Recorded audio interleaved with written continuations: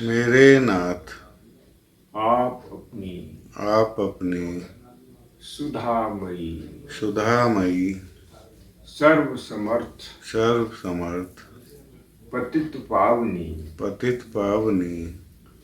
अहेतु की कृपा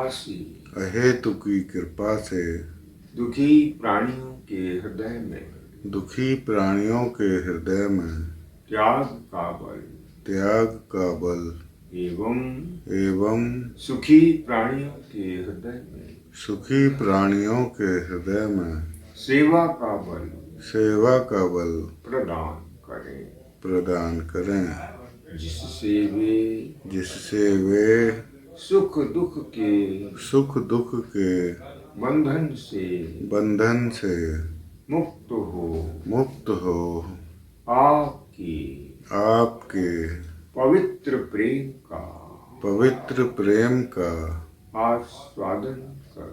आस्वादन कर कृतकृत्य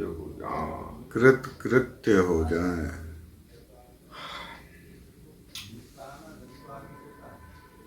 उपस्थित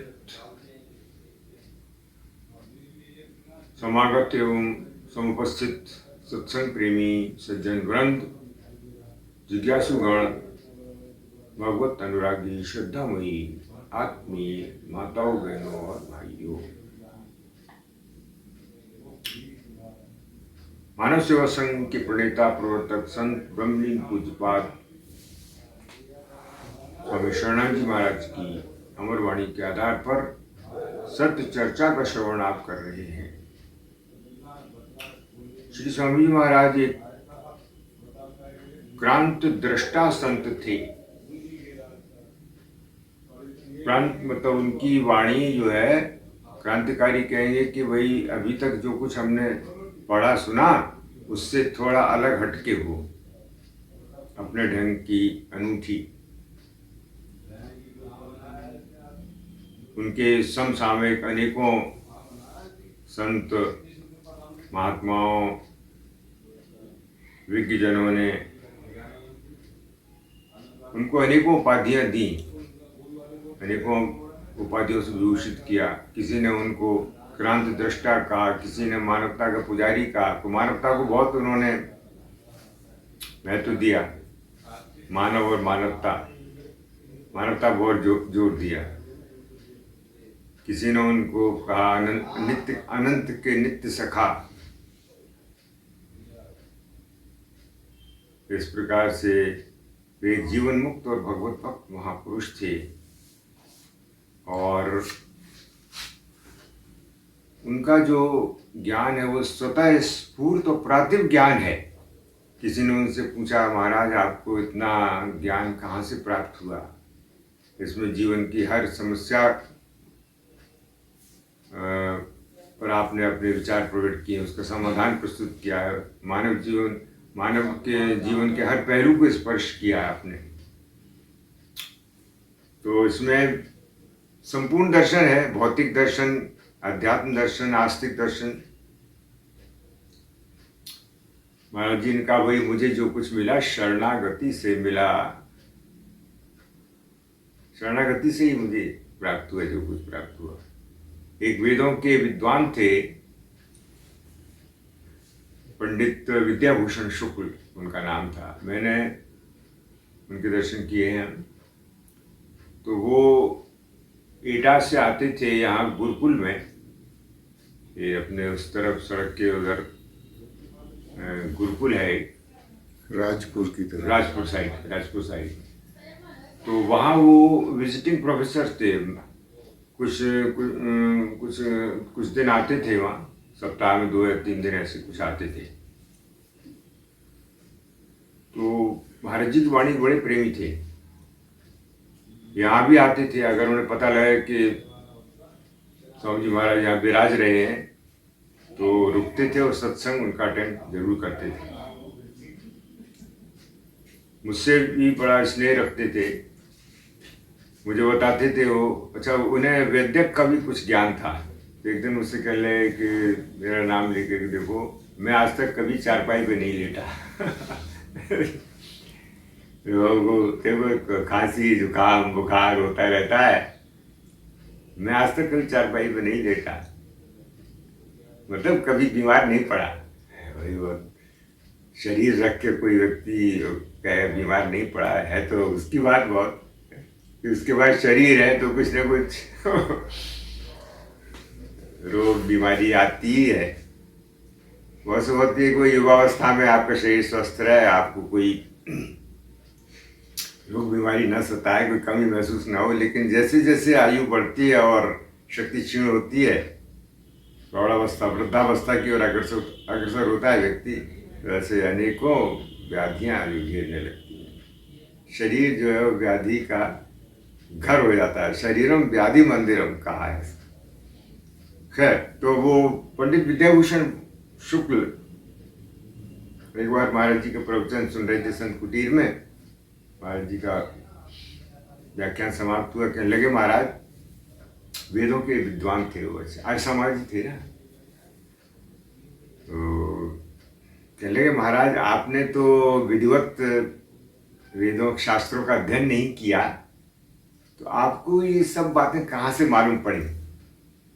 यानी मैं जब आपका प्रवचन सुनता हूँ तो मुझे लगता है कि ये सब बातें हमारे शास्त्रों में, हमारे धर्म ग्रंथों में, आपने उनका अनुशीलन नहीं किया, उनमें अवगाहन नहीं किया, उनका अध्ययन नहीं किया, तो ये सब बातें कहाँ से ज्ञात हुई आपको?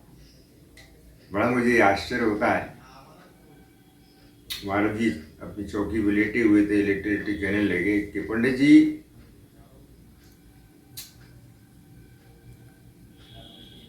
मैंने वेद नहीं पढ़े तो क्या है, जिसने वेद बनाए उसी ने मुझे बता दिया।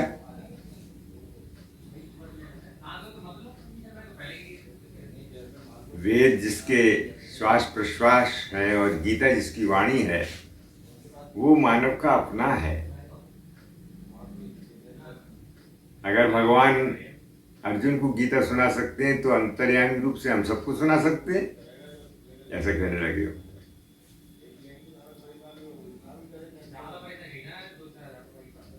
फिर कहने लगे महाराज जी, पंडित जी, वेद शब्द ज्ञान के अर्थ में आता है। ज्ञान का प्रकाश मानव को मिला हुआ है, यदि हम अपने ज्ञान का आदर करें तो हम वेदवित हो सकते हैं। और पंडित जी, मेरे तो यही 4 वेद हैं। पंडित विद्याभूषण शुक्ल कहने लगे, उत्सुकता से पूछने लगे, महाराज जी कौन से आपके 4 वेद हैं? तो कहने लगे, पंडित जी सुनो, मेरा ऋग्वेद है कि मेरा कुछ नहीं है, ये मेरा ऋग्वेद है, और मुझे कुछ नहीं चाहिए अपने लिए, ये मेरा यजुर्वेद है, और प्रभु अपने हैं, ये सामवेद है, और सब कुछ ये जो कुछ है सब प्रभु का है, ये अथर्ववेद। पंडित जी कह लगे, महाराज सत्य है, सत्य है, सत्य है, वेद का सार भी यही है, मेरा कुछ नहीं, मुझे कुछ नहीं चाहिए, प्रभु अपने, सब कुछ प्रभु का, ये 4 वेद तुम्हारे। तो इस प्रकार से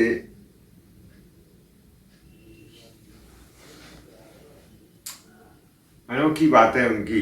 एक बार एक सज्जन आए, कहने लगे, महाराज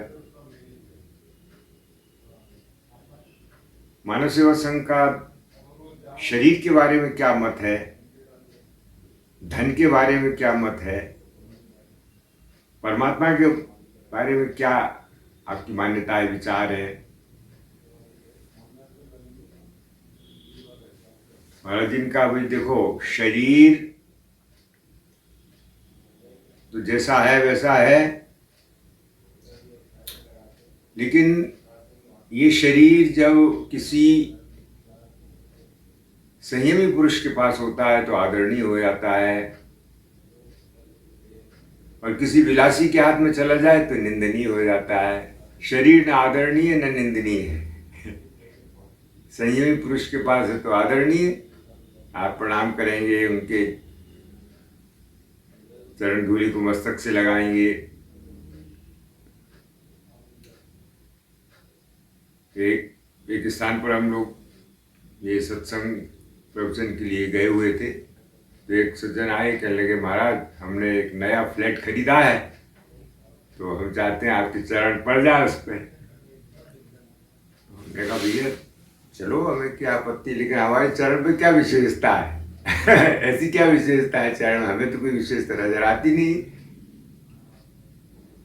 हंसने लगे, कह लगे नहीं महाराज, ये तो हम लोगों की आस्था है, संत महात्मा, हम चाहते हैं कि भाई जैसे नया फ्लैट है तो उसका गृह प्रवेश तो हो गया विधिवत, लेकिन उसमें प्रवेश करने के पहले हम चाहते हैं कि संत महात्माओं का चरण पड़ जाए।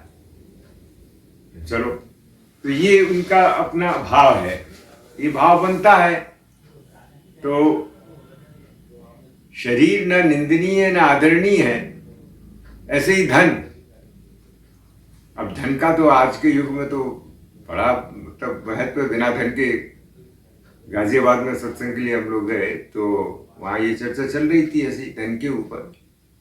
तो महाराज सेवा संघ ने धन की निंदा नहीं की, किसी की नहीं की, शरीर की भी नहीं की, संसार की भी नहीं की, कोई निंदा किसी की नहीं की। तो बातचीत के बाद क्रम समाप्त होने के बाद कहने लगे महाराज यहाँ बड़े बड़े संत महात्मा आते हैं और बड़े ज्ञान की बातें करते हैं, मेरा कि धन के बिना काम तो उनका भी नहीं चलता है। तो मैंने कहा ये देखो, मानव सेवा संघ में तो हम तो निंदा नहीं करते धन की, न कोई स्तुति करते हैं धन की,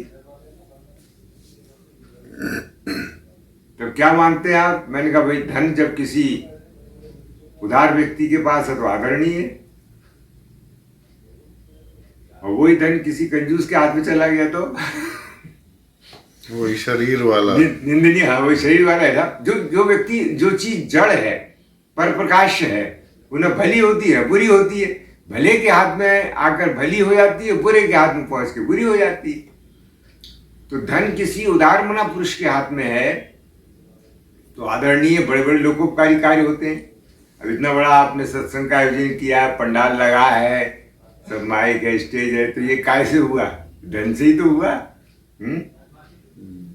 बड़े बड़े लोकोपकार के कार्य होते हैं, धर्मशाला बनवाते हैं आप, गौशाला बनवाते हैं, स्कूल बनवाते हैं, भलाई के कार्य होते हैं, लोक कल्याण के, लोक मंगल के कार्य होते हैं। तो ये धन का सदुपयोग है। उदार मना पुरुष, सेवा भावी व्यक्ति, उसके हाथ में धन पहुंच गया तो आदरणीय है। अच्छा, और वही धन कंजूस के हाथ में पहुंच गया तो निंदनीय हो गया। न खुद खाएगा न दूसरे को देगा, उसको संग्रह कर करके रखेगा, और मरने के बाद सांप बन के आगे बैठेगा उस पर। यही तो होता है, ऐसी सुनी है ऐसी घटनाएं। तो कहते हैं कि वही ये जो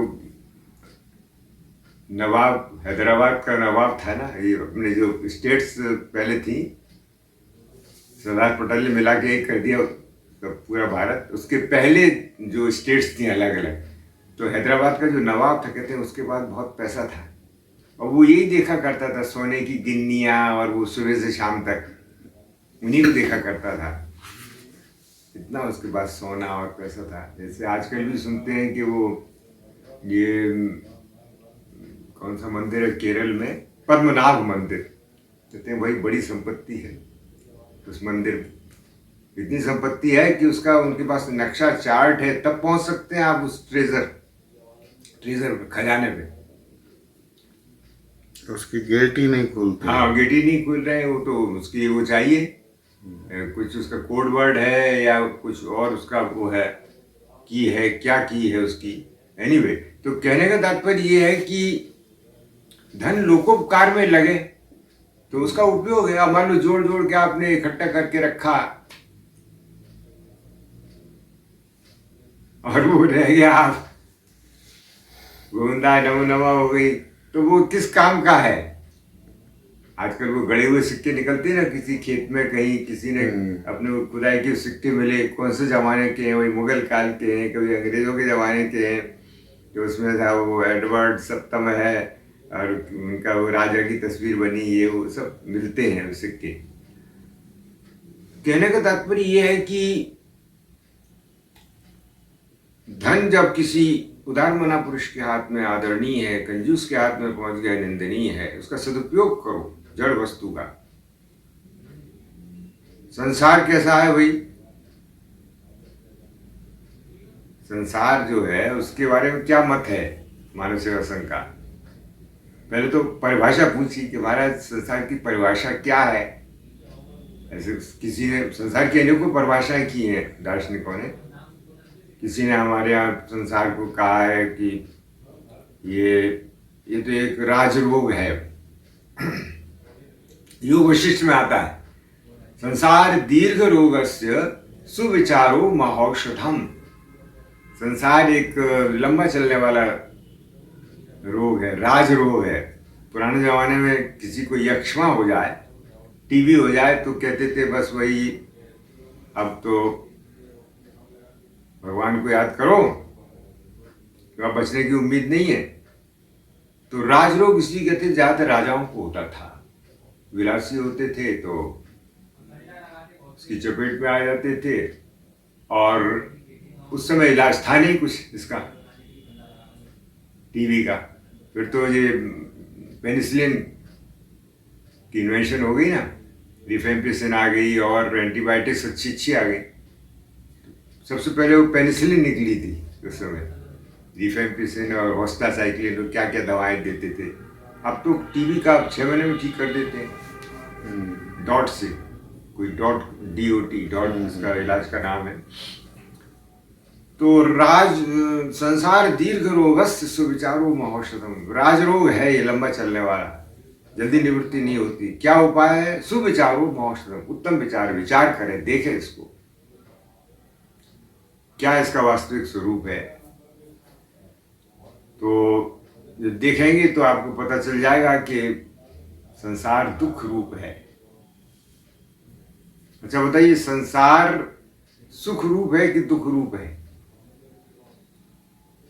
दुख रूप है, यही कहीं है। लेकिन इसके बावजूद भी, और इसका आकर्षण हमारे भीतर है, समाप्त नहीं होता है।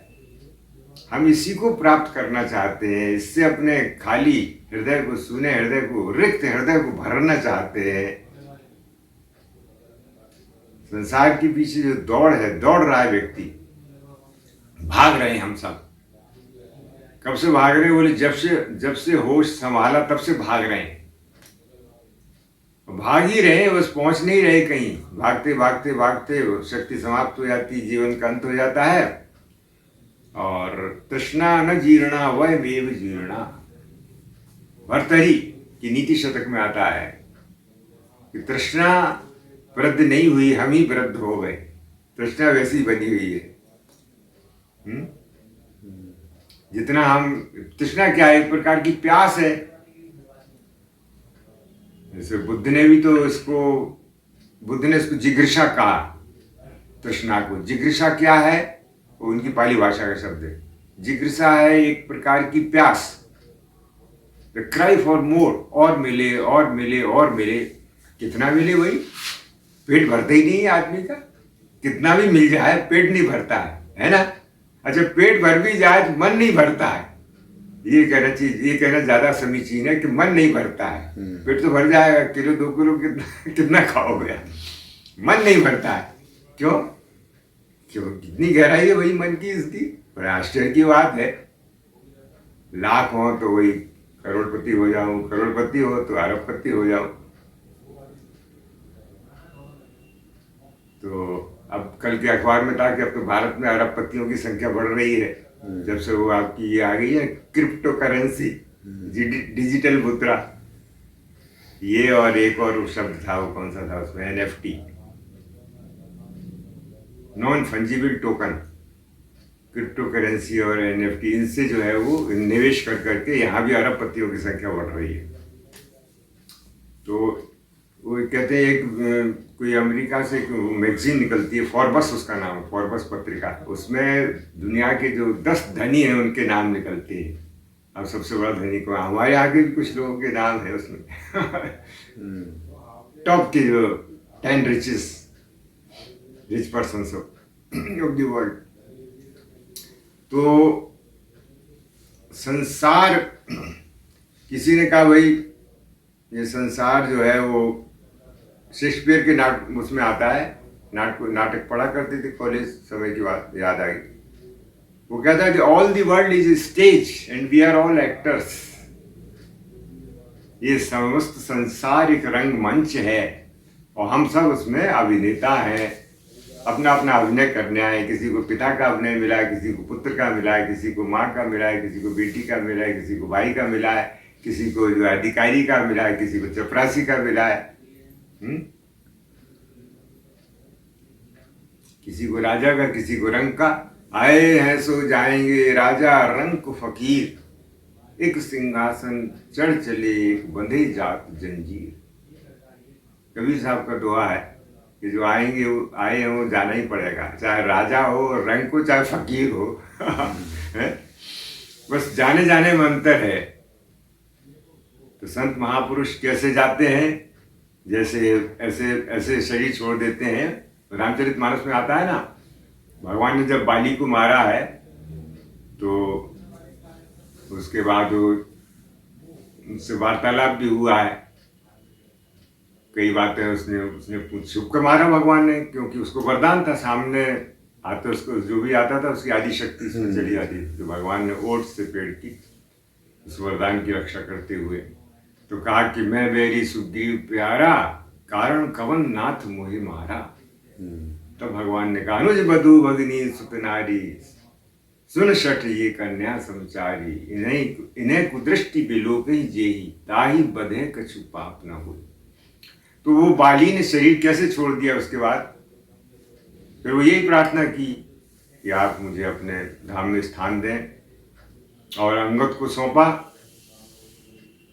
तो उसमें रामचरितमानस में है कि बाली ने किस प्रकार शरीर छोड़ा। सुमन माल जिमि कंठ ते गिरत न जाने नाग। जैसे फूलों की माला नाग के उसमें डालो आप, बंद करे तो क्या पता चलती है, सरक जाती है। सुमन माल ऐसे प्राण छोड़ दिए। तो संत महापुरुष भी ऐसे ही छोड़ देते हैं। सुमन माल जिमि कंठ ते गिरत न जाने नाग। इस प्रकार से चर्चा ही चल रही यहाँ। तो किसी ने कहा कि नहीं भाई संसार, महाराज जी ने ये परिभाषा दी कि जिसकी ओर हम दौड़ते हों और पकड़ न पाते हों, यही संसार है। संस्कृति इति संसारे, ये भागवत में आता है। सरक रहा हो निरंतर। संसार क्या एक बहती नदी के समान है। अब नदी में नदी जैसी कोई चीज नहीं है। देखिए बहता हुआ जल है, सतत प्रवाहमान है ना, उसी को आप नदी कह रहे हैं। जल का जो बहना है, अब थोड़ी देर में बह के वहां से वहां पहुंच गया, आधा घंटे वहां, 1 घंटे हरिद्वार पहुंच गया ऋषिकेश से, जल तो वहां है नहीं, वो तो बह रहा है निरंतर। यहाँ से आगे जब उसको हम नदी कहते हैं, उस प्रवाह को ही नदी कहते हैं। ऐसे संसार में भी निरंतर जो परिवर्तन है, इस पर उत्पत्ति विनाश का क्रम है, इस क्रम को ही हम संसार कहते हैं। और संसार क्या है? सतत परिवर्तन, हर चीज बदल रही है। आज से 50 साल पहले मोबाइल का नाम भी नहीं था। सबसे पहले टेलीविजन आया, फिर मोबाइल। अब तो आप देखो सारे सिनेमाघर बम्बई के बंद हो गए, बिक गई बिल्डिंगें, कौन जाए वहां देखने का? घर पे ही देख रहे हैं मोबाइल में, OTT पे तो ये निरंतर परिवर्तन होता है। इसकी रफ्तार जमाने की जो बदलने की बड़ी तेज है। महाराज जी ने कहा जिसकी ओर दौड़ते हैं, सारी जीवन दौड़ते हैं, पकड़ में नहीं, कुछ भी नहीं आता, खाली हाथ दुनिया से जाते हैं। आधी से अधिक दुनिया को जीतने वाला सिकंदर भी कहते हैं जब दुनिया से गया तो खाली हाथ गया। जब बीमार पड़ा, वो बस समाप्त करते हैं इसको, ये प्रसंग सुना के। तो कहते हैं कि आधी से अधिक दुनिया को जीत लिया था। यहाँ भारत में भी आया था, पौरुष के साथ युद्ध हुआ था, मतलब मशहूर है वो कहानी। तो यहाँ से वो किसी संत को अपने साथ ले गया था, ये महात्मा को। अच्छा, तो वहाँ बेबीलोन में जहाँ का वो निवासी था वहाँ उसका जब अंतिम समय आया तो वो बीमार पड़ा। उससे बड़े बड़े लुकमान, हकीम, वैद्य और ये बुलाए गए। सबने देखा तो समझ गए कि इसका अंतिम समय है। तो कहा, हे सिकंदर महान, अब तुम खुदा को याद करो, अंतिम समय है तुम्हारा। अब क्या औषधि दी जाए? औषधि तो उसको दी जाए जिसमें जीवन हो, आगे जीवन हो, जिसका संभावना हो जीवन की। ऐसे लोग जो है वो हाथ जोड़कर और समझा के चले गए। समझ गया कि अब जो है मेरा अंतिम समय है। तो कहा अपने विश्वास पात्र सेवकों को कि जब मेरा जनाजा ले जाओ तो मेरे दोनों हाथ बाहर निकाल देना, कफन के मुट्ठियाँ खोल देना। सेवक लोग रोने लगे, कहने लगे, हुजूर हमने आपका नमक खाया, आप ऐसा क्यों फरमा रहे हैं? तो कहा, भाई मैं दुनिया वालों को ये बताना चाहता हूँ कि आधी से अधिक दुनिया को जीतने वाला सिकंदर आज इस संसार से बड़ा मायूस और बड़ा ही विवश होकर खाली हाथ दुनिया से जा रहा है। कुछ नहीं ले जा रहा अपने साथ। किस लिए मैंने ये इतना रक्तपात किया, इतनी माताओं की गोद सुनी की, बहनों का सुहाग उजाड़ा, ये किस लिए किया? आखिर अंत में मुझे मिला क्या? दुनिया से तो खाली हाथ जा रहा हूँ, कुछ नहीं ले जा रहा। तो इस प्रकार से संसार के बारे में अनेकों धारणाएं और मत है, लेकिन विवेकियों के लिए दुख रूप है ये संसार। सर्वम दुख विवेकिना। बुद्ध ने तो, उनका सारा दर्शन दुख पर ही है। दुख, संसार में दुखी का दर्शन किया उन्होंने। तो जब वो छोटे थे, ऐसे कहते हैं, सुनने में आता है, पढ़ने में, तो वो रथ पर सवार होकर नगर भ्रमण के लिए जाते थे।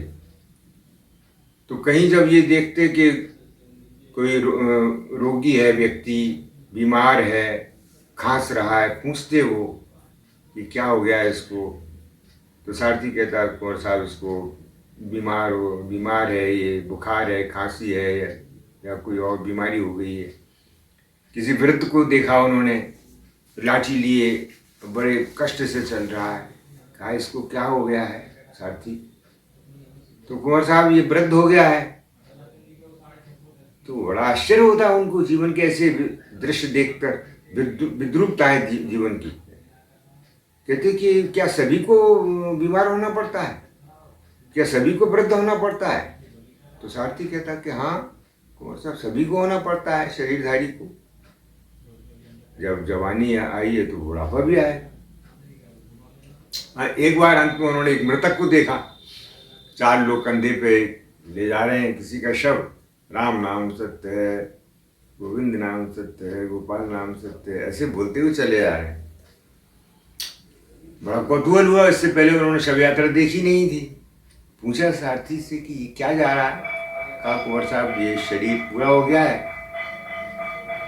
देहांत हो गया है, इसको ले जा रहे हैं, व्यक्ति को मर गया है, तो क्या करेंगे इसका? ले जाएंगे इसको, या तो गाड़ देंगे या इसका जला देंगे, इसको अंतिम संस्कार कर देंगे। अब बड़ा उनको एक प्रश्न चिन्ह लग गया, अरे ये क्या, जीवन बस यहीं तक है, इतनी यात्रा, जीवन यात्रा समाप्त, इसके आगे कुछ नहीं, तो क्या सबको मरना पड़ता है? तो भाई जो पैदा हुआ है तो उसको मृत्यु का वर्ण करना ही होगा।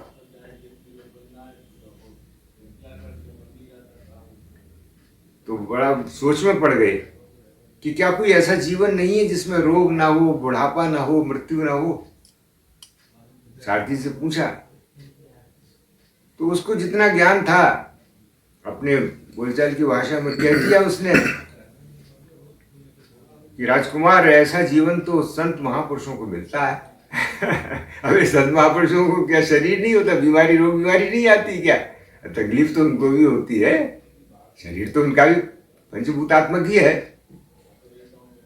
पर यह है कि फर्क है, थोड़ा फर्क तो है ही, फर्क भी है, ये बात भी सही है।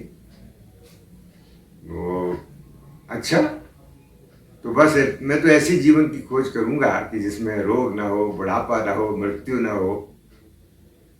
किसी ने कहा भाई उस महात्मा के पास जाओ, वो उच्च कोटि का महात्मा है, वो आपको बताएगा उपाय इसका, ऐसे जीवन का पता। किसी ने कहा नहीं वहां पहाड़ी पे जाओ, बड़े सिद्ध पुरुष रहते हैं। किसी ने कहा नहीं भूखे रहो, किसी ने कहा नहीं निर्वस्त्र रहो।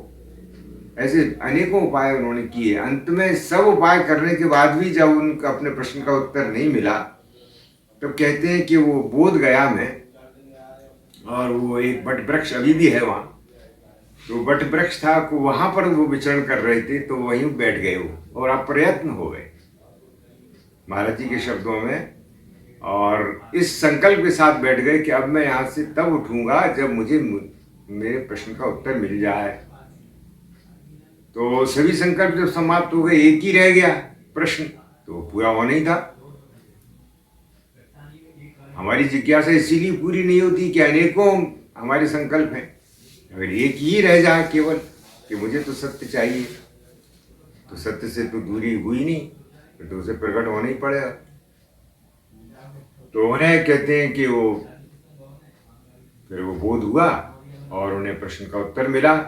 तो सारनाथ में उन्होंने पहला अपना प्रवचन किया जब, तो उसमें उन्होंने कहा दुख है, इसका कारण है, उपाय है और निवारण है। ये चार आर्य सत्य बताए।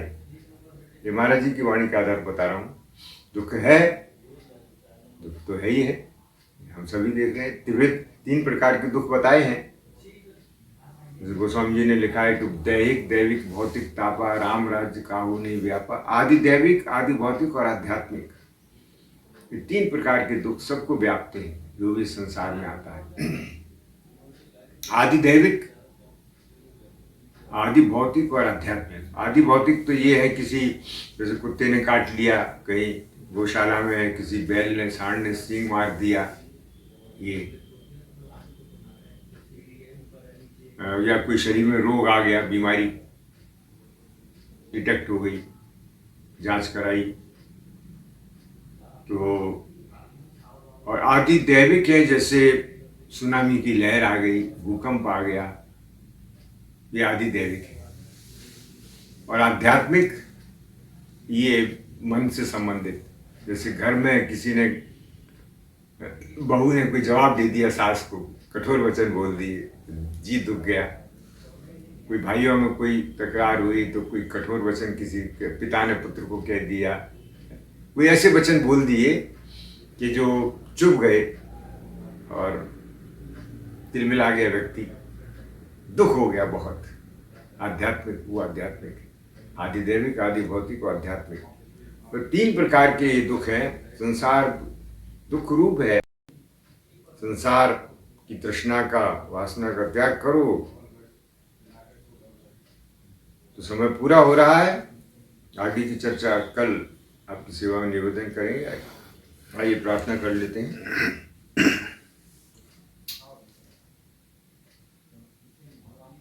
सबका भला करो भगवान, सबका सब विधि हो कल्याण। सबका भला करो भगवान, सबका सब विधि हो कल्याण। सब पर दया करो भगवान, सबका सब विधि हो कल्याण। सब पर दया करो भगवान, सबका सब विधि हो कल्याण। सब पर कृपा करो भगवान, सबका सब विधि हो कल्याण। सब पर कृपा करो भगवान, सबका सब विधि हो कल्याण। सबके हृदय बसो भगवान, सबका सब विधि हो कल्याण। सबके हृदय बसो भगवान, सबका सब विधि हो कल्याण। सबको सन्मति दो भगवान, सबका सब विधि हो कल्याण। सबको सन्मति दो भगवान, सबका सब विधि हो कल्याण। मेरे नाथ मेरे नाथ आप अपनी सुधामयी सुधामयी सर्व समर्थ सर्व समर्थ पतित पावनी अहेतु की कृपा से अहेतु की कृपा से मानव मात्र को विवेक का आदर तथा बल का सदुपयोग करने की सामर्थ्य प्रदान करें एवं हे करुणा सागर अपनी अपार करुणा से शीघ्र ही राग द्वेष का नाश करें। सभी का जीवन सेवा त्याग प्रेम से परिपूर्ण हो जाए। सच्चिदानंद भगवान की जय। करुणा सिंधु भगवान की जय। भक्त वत्सल भगवान की जय।